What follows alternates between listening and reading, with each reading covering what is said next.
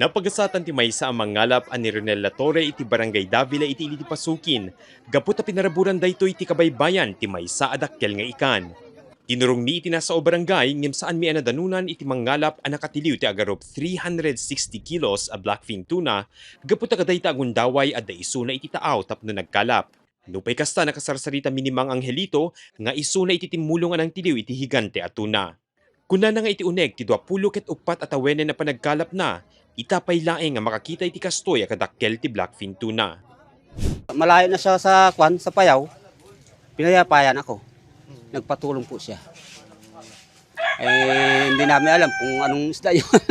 Oo, sir. Sabi, sobrang laki pala. Akala namin mga 100 kilo lang.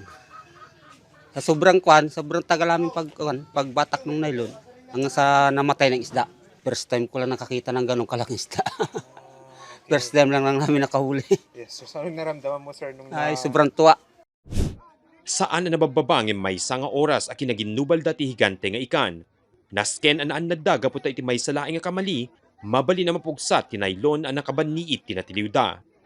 Gapo iti kadagsen na daytoy, talo abang ka iti nang guyod ti higante nga ikan iti agarup 18 miles aging gana nakadanon da iti igit ti baybay.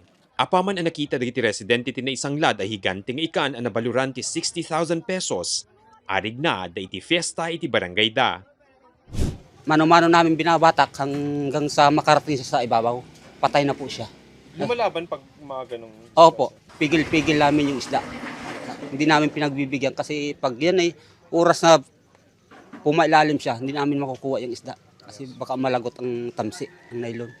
Itangal daw na iyawid digiti mangalap iti sumagmamano a dadakkel nga ikan. Nupay kasta, saan da amartapan ti mununan a naiyawid nga higante a blackfin tuna.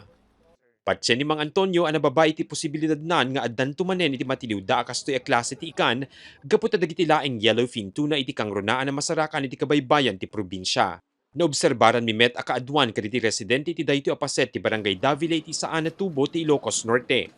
Narway kadakwada ti naggapupay iti Marinduque ken Quezon Province. Kuna ni Mang Angelito, a pinanawan da iti lugar da gapot a narigat ti sitwasyon ti panagkalap ijay, idinto ako na nabaknang iti kabaybayan ti bukod tayo a probinsya. Pati digiti ubing ang nadanunan mi, amuda agundawayan ti parabor ti baybay. Sa hirap din ang hanap po sa amin. Yung malalaking bangka na nagsasaklit sa kuwan, katulad ng mga barko-barko, mga pangulong. Kaya kami umalis Okay. kasi wala na kaming mahuli. Doon, sir. Dito, marami pa, sir. Oo, marami. May maganda ang hanap buhay dito, sir. Dakkel ti panagyaman ni Mang Angelito ken digiti padana mangalap iti kabaybayan.